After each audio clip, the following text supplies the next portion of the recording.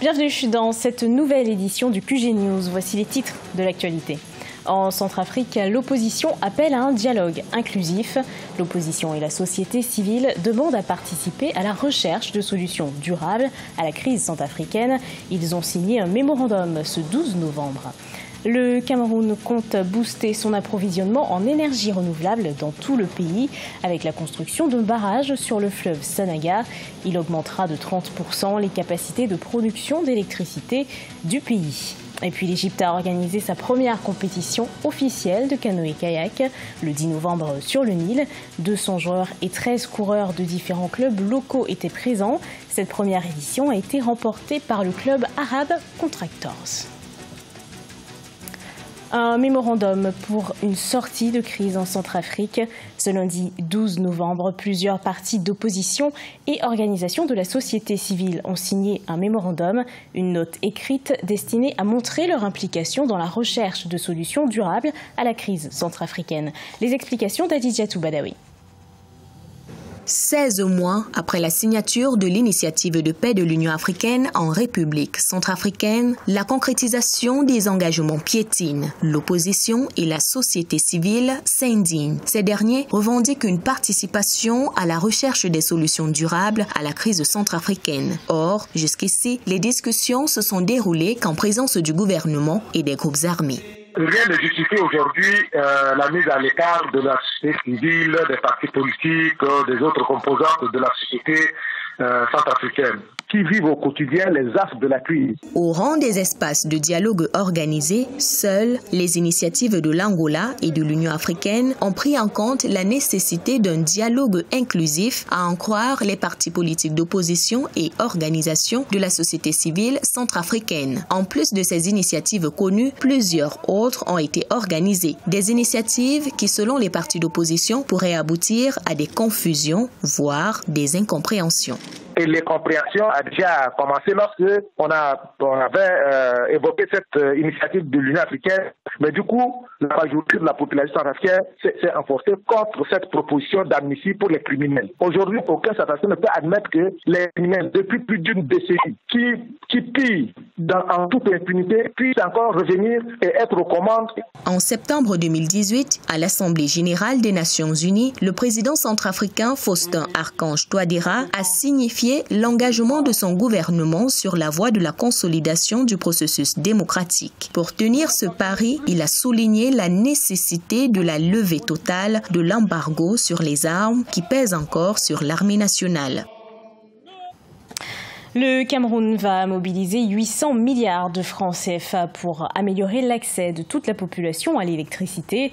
C'est dans cette optique qu'un barrage d'une capacité de production de 420 MW sera construit sur le fleuve Sanaga. La mise en service est prévue pour 2023. Neilé Claude Bessa. Le projet hydroélectrique de Nachtigal a franchi une nouvelle étape avec la signature des accords de financement de 786 milliards de francs CFA entre l'État camerounais et les partenaires internationaux le 8 novembre 2018. Construit sur le fleuve Sanaga, le barrage de Nachtigal permettra d'améliorer l'accessibilité et la fiabilité de l'approvisionnement en énergie renouvelable dans tout le pays. Le projet, qui est porté par la société Nachtigal Hydro Power Company, augmentera de 30% les capacités de production actuelles du pays. Sur le plan énergétique, la construction envisagée avoisinera 400 MW, ce qui permettra aux grandes entreprises, mais également aux individus, de bénéficier d'une offre énergétique plus stable et de conditions de vie améliorées. Le barrage, d'une capacité de production de 420 MW, sera un pourvoyeur d'emplois au Cameroun. De sa phase de construction à sa mise en service, la centrale hydroélectrique de Nachtigal générera près de 1500 emplois directs sur une durée de 5 ans. Le projet contribuera également à dynamiser l'économie du pays. Au Cameroun, l'énergie constitue un facteur limitant de la production. À court terme, cet ouvrage devrait permettre de relever le niveau de production des grandes entreprises. Et à long terme, cette offre d'énergie améliorée pourrait permettre d'enclencher véritablement le processus d'industrialisation du Cameroun. À sa mise en service en 2023, le barrage de Nachtigal produira plus de 2900 gigawattheures par an. Rappelons que le Cameroun ambitionne de devenir un pays industrialisé à revenus intermédiaires à l'horizon 2035. La caravane ouest-africaine Terre, Eau et Agroécologie Paysanne part pour un second tour. Le lancement officiel de la seconde édition a eu lieu ce samedi 10 novembre. Elle sillonnera jusqu'au 30 novembre la Guinée-Conakry, la Côte d'Ivoire, le Ghana, le Togo et le Bénin. Le but, sensibiliser contre l'accaparement des terres et des ressources naturelles. Reportage de notre correspondant Mokhtar Bari. L'accaparement des terres, de l'eau et des ressources naturelles est devenu un phénomène récurrent dans le monde et notamment en Afrique. Le phénomène appauvrit les paysans qui constituent pourtant la frange la plus importante de la population africaine. C'est donc pour dénoncer cette réalité qu'une caravane a été initiée pour sensibiliser et attirer l'attention des décideurs politiques. La caravane est portée par des communautés à la base, des mouvements de lutte, des paysans, c'est des gens à la base. Et l'enjeu qui est derrière là, c'est l'intégration du peuple ouest-africaine. Donc maintenant, traverser tous ces pays-là, faire rencontrer les communautés, travailler encore la mentalité des communautés, c'est une éducation, c'est une transformation sociale qu'on veut atteindre. Plusieurs organisations de défense des droits des paysans venus du Niger, du Sénégal, de la Mauritanie, du Burkina Faso, de la Côte d'Ivoire et bien d'autres vont parcourir 17 étapes dans 6 pays de l'Afrique de l'Ouest pour porter la voix des paysans. Cette rencontre est utile pour nous en ce sens qu'elle nous enseigne les techniques d'autrefois. Elle rappelle aussi au gouvernement de penser aux populations et de nous laisser nos terres et que cessent les spéculations foncières. Il faudra aussi que nos gouvernements ne soient pas complices de la disparition de nos semences.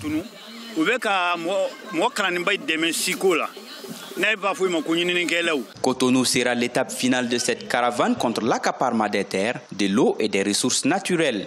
Un livre vert sera remis au président Patrice Talon le 30 novembre 2018 afin que ce dernier porte le message des paysans auprès de ses pairs de la CEDEAO.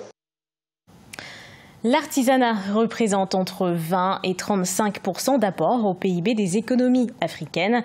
L'exposition Couleurs d'Afrique s'attache à célébrer le talent de ces artisans africains. La deuxième édition s'est déroulée du 9 au 11 novembre à Cotonou. Découverte de ces talents avec Leftionou.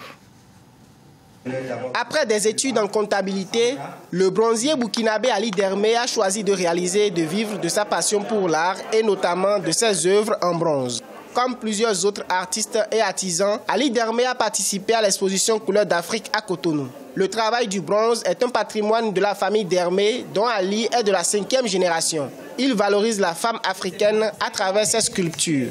C'est avec le bronze que j'ai fait mes études, donc j'accompagne, je suis dedans, avec le bronze, je gagne ma vie. En attendant, même si je trouve un jour un emploi, je vais toujours faire mes sculptures parce qu'aujourd'hui, je peux dire que c'est devenu une passion pour moi. Troisième source de devises dans l'industrie touristique dans le monde, l'artisanat représente entre 20 et 35% d'apport au produit intérieur brut des économies africaines et sa professionnalisation connaît une amélioration croissante. De nombreux acteurs en appellent aujourd'hui à adopter des politiques de promotion et de développement de ce secteur.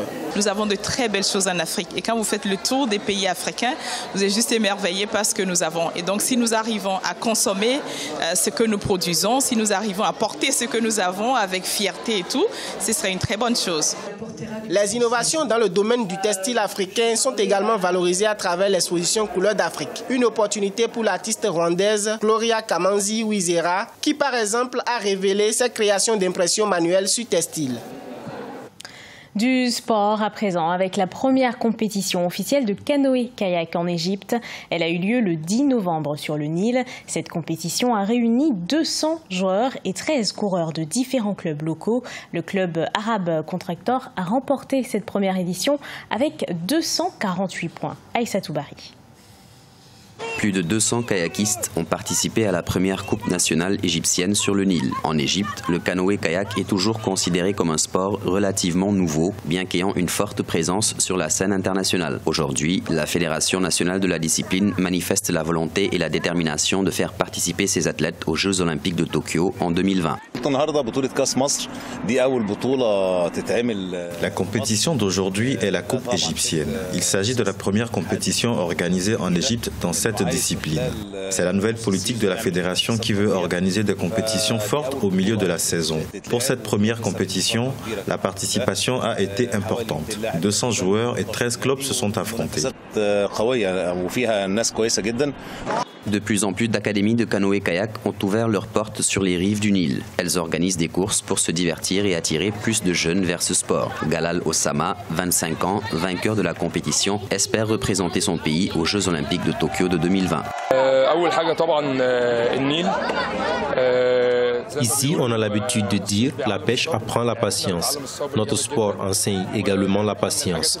Notre sport est spécial parce qu'il fait appel à tous les muscles du corps. Nous dépensons beaucoup d'énergie. C'est un sport très excitant.